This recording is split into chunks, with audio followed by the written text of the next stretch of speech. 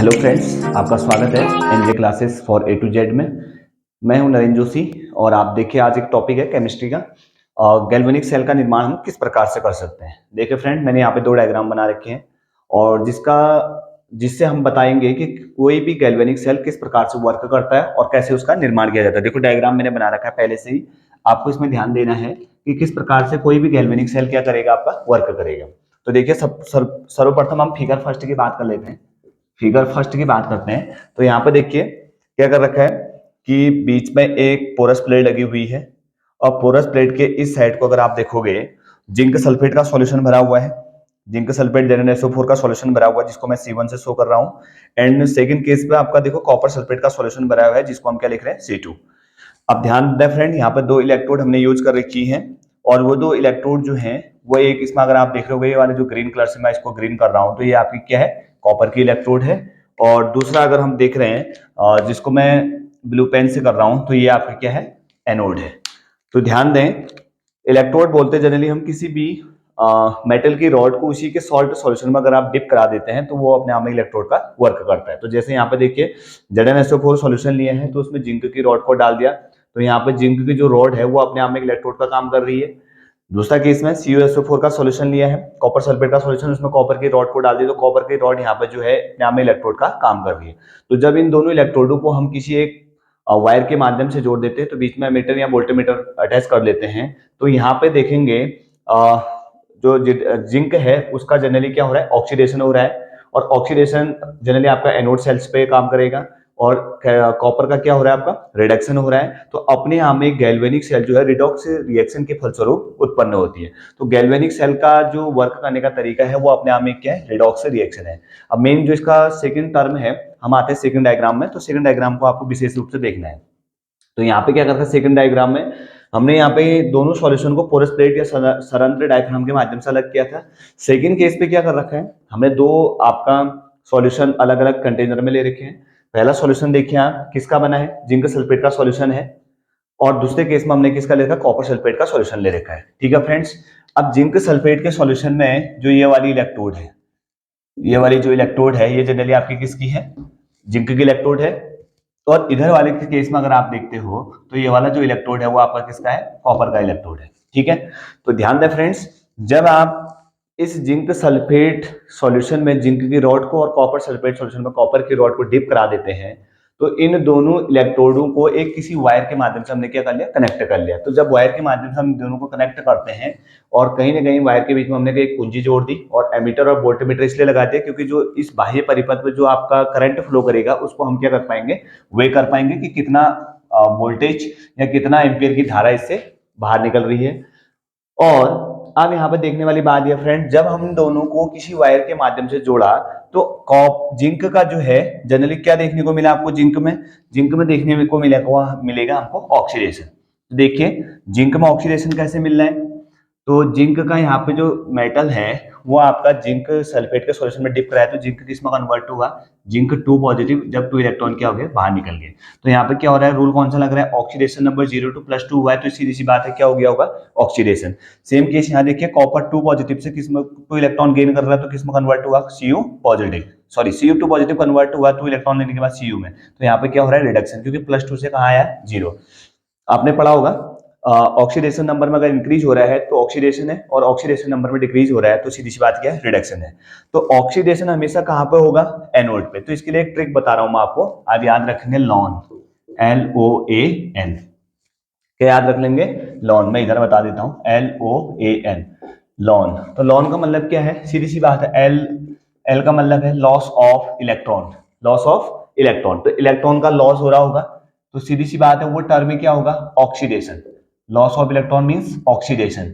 Oxidation जहां पे होगा वहां हमेशा कौन सा इलेक्ट्रोड होगा, एनोड। और एनोड की जो पोलरिटी होगी वो क्या होगी, आपकी निगेटिव। तो फ्रेंड्स इससे आप क्लियर कर पाएंगे कि loss of electron, generally loss of electron अगर हो रहा होगा तो क्या होगा, ऑक्सीडेशन होगा। और ऑक्सीडेशन जनरली आपको कहां पे देखने को मिलेगा, एनोड पे। और एनोड की जो पोलरिटी होगी वो क्या रहेगी, आपकी निगेटिव। जस्ट इसका उल्टा है, गेन ऑफ इलेक्ट्रॉन, देन वो टर्म कहलाएगा रिडक्शन। और रिडक्शन आपको मिलेगा हमेशा कैथोड पे, और कैथोड की जो पोलरिटी होगी वो क्या होगी, पॉजिटिव होगी। ये ध्यान रखना है विशेषकर, ठीक है। इसलिए मैंने यहाँ पर देखो जिंक सल्फेट के सॉल्यूशन को क्या नाम दे दिया, एनोडिक सॉल्यूशन, और साथ ही साथ यहाँ पे कॉपर सल्फेट के सॉल्यूशन को क्या दे दिया, कैथोडिक सॉल्यूशन। अब ध्यान दें फ्रेंड, हमने इतना तो बाह्य का जो इसका जो बाह्य फ्लो चार्ट था वो बता दिया। तो यहाँ पे क्या हो रहा है, इलेक्ट्रॉन आपका फ्लो कर रहे हैं कहाँ से, एनोडिक सॉल्यूशन से कहाँ की ओर, कैथोडिक सॉल्यूशन की ओर। तो यहाँ पे जो इलेक्ट्रॉन का जो करंट का जो इलेक्ट्रॉन का जो फ्लो है वो आपका कहाँ से, एनोड सॉल्यूशन से कहाँ की ओर जा रहा है, कैथोडिक में। और हमेशा ध्यान देंगे इलेक्ट्रॉन के विपरीत दिशा में करंट का क्या होता है, फ्लो होता है। तो फ्लो ऑफ कन्वेंशनल करंट कहाँ की ओर बहेगा, जनरली कैथोड से एनोड की ओर। तो यहाँ पे ध्यान दें, इन दोनों सॉल्ट सॉल्यूशन के बीच में, इन दोनों के बीच में हमने कांच से बनी यू आकार की नली डाल रखी है। आप देख रहे होंगे कांच से बनी ये यू आकार की नली है, जिसके अंदर हमने एक इनएक्टिव इलेक्ट्रोलाइट्स भरा है। अब इनएक्टिव इलेक्ट्रोलाइट आप यूज क्या कर सकते हैं, जैसे जनरली यहाँ पे यूज क्या कर रखा है हमने, केसीएल। जरूरी नहीं आप केसीएल करें, आप यूज कर सकते हैं केसीएल, KNO3, K2SO4, है ना, पोटेशियम क्लोराइड है, पोटेशियम नाइट्रेट है, पोटेशियम सल्फेट है, ये सारे आपके क्या है, इलेक्ट्रोलाइट्स है। और इस सॉल्ट ब्रिज में हमने क्या डाल दिया, एगार एगार का सॉल्यूशन डाल दिया। एगार एगार जनरली आपके एल्गी है, और साथ ही साथ जिलेटिन का ठोसीकृत विलयन इसके अंदर हम क्या कर देते हैं, पौर कर देते हैं।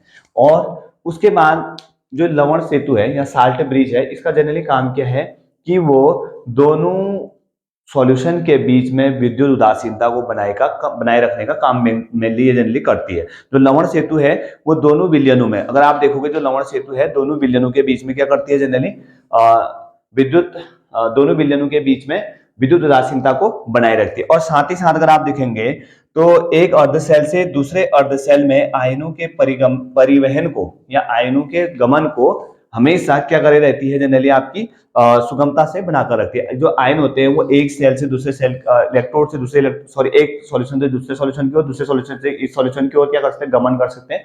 तो दो काम जनरली लवण सेतु के होते हैं। पहला तो क्या है कि कैथोडिक सॉल्यूशन से एनोडिक सॉल्यूशन, और एनोडिक सॉल्यूशन से कैथोडिक सॉल्यूशन के बीच में आयंस को क्या करती है जनरली, सुगमता से आने जाने के लिए परिवहन का निर्माण करती है। दूसरा क्या है कि जो विद्युत उदासीनता है या विद्युत उदासीनता मतलब इलेक्ट्रिकल न्यूट्रलिटी को क्या करती है, मेंटेन करती है। ये जनरली काम है किसका, सॉल्ट ब्रिज का। अब ध्यान यहाँ पे रखना है कि जो ऑक्सीडेशन इलेक्ट्रोड है वो धीरे धीरे उसमें क्या होगा, ऑक्सीडेशन इलेक्ट्रोड से आप देखेंगे तो जिंक का जो जिंक 2 पॉजिटिव है, ध्यान दें फ्रेंड, जिंक 2 पॉजिटिव क्या होंगे, जिंक की रॉड से धीरे धीरे डिकम्पोज होना शुरू करेंगे कहाँ पे, जिंक सल्फेट के सॉल्यूशन पे। और साथ ही साथ इधर कॉपर सल्फेट का सॉल्यूशन है, तो कॉपर सल्फेट के सॉल्यूशन से कॉपर इनहेल होगा कौन, किसमें, कॉपर की रॉड पे। और तो धीरे धीरे यहां से क्या होगा कि जिंक के आयनों की सांद्रता किसमें बढ़ेगी, जिंक सल्फेट के सॉल्यूशन में। तो Zn2 पॉजिटिव जो है वो आपका इस सॉल्यूशन में क्या हो जाएगा, Zn2 पॉजिटिव के आयनों की संख्या क्या होगी, बढ़ेगी। और साथ ही साथ जो रिडक्शन इलेक्ट्रोड है या कैथोडिक सॉल्यूशन था वहां से कॉपर 2 पॉजिटिव आयन की कंसंट्रेशन कहाँ बढ़ेगी, रॉड पे, और सॉल्यूशन पे क्या होगी, कमी हो जाएगी। तो इसको मेंटेन करने के लिए, इनकी न्यूट्रलिटी को मेंटेन करने के लिए जितनी संख्या में जिंक 2 पॉजिटिव आयन आपके जिंक सल्फेट के सॉल्यूशन में आएंगे, उतने ही आयन आपके Cl नेगेटिव के किस में आ जाएंगे, सॉल्यूशन के अंदर।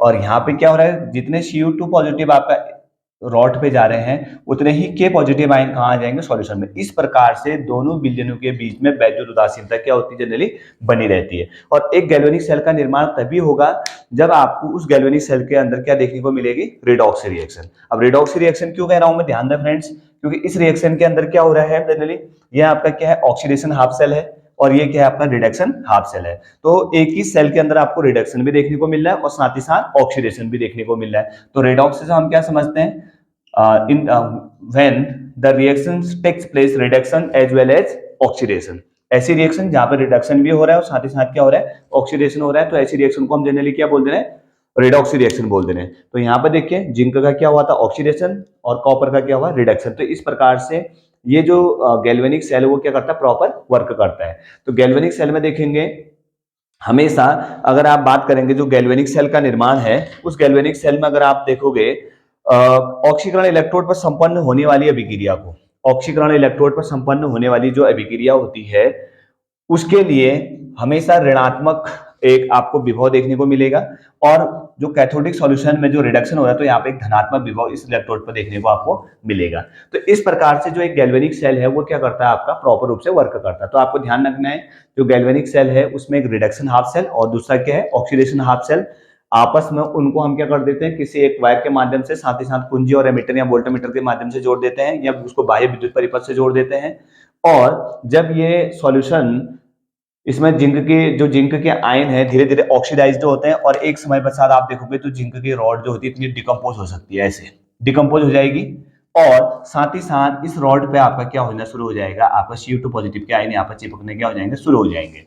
और जितने जिंक 2 पॉजिटिव के आयन यहाँ से डिकम्पोज होंगे उनको न्यूट्रल करने के लिए KCl जो इलेक्ट्रोलाइट्स मैंने लिया था वो K पॉजिटिव आयन यहाँ पे आपका सॉल्यूशन के अंतर्गत, सॉरी Cl नेगेटिव आयन आपका सॉल्यूशन के अंदर आते रहेंगे, और जिस प्रकार से इन दोनों के बीच में क्या बनी रहेगी, आपकी न्यूट्रलिटी मेंटेन रहेगी। और साथ ही साथ इधर से आपका क्या हो जाएगा, आपका Ku2 पॉजिटिव Cu2 पॉजिटिव उधर को चले गए, तो यहाँ पे इस प्रकार से जो आपका ये रेडॉक्स रिएक्शन है वो प्रॉपर रूप से क्या करता है, वर्क करता है। तो जनरली हम ये बोल सकते हैं जो एक गैल्वेनिक सेल होता है दो ऑक्सीकरण हाफ सेल और रिडक्शन हाफ सेल के फलस्वरूप बनता है, और उस प्रकार से एक गैल्वेनिक सेल से हम क्या कर सकते हैं, हमेशा रासायनिक ऊर्जा से विद्युत ऊर्जा प्राप्त कर सकते हैं। जनरली आपने देखा होगा सेल दो प्रकार के होते हैं। पहले इलेक्ट्रोलाइटिक सेल में अगर आप देखोगे तो इलेक्ट्रोलाइटिक सेल में जनरली होता है क्या है कि वो इलेक्ट्रिकल एनर्जी को केमिकल एनर्जी में कन्वर्ट कर देते हैं, और दूसरे टर्म में क्या गैल्वेनिक सेल क्या करता है, केमिकल एनर्जी को इलेक्ट्रिकल एनर्जी में क्या कर देता है, कन्वर्ट करता है। अर्थात गैल्वेनिक सेल एक ऐसी युक्ति है जिसमें रासायनिक ऊर्जा को आप किस में बदल सकते हैं, वैद्युत ऊर्जा में।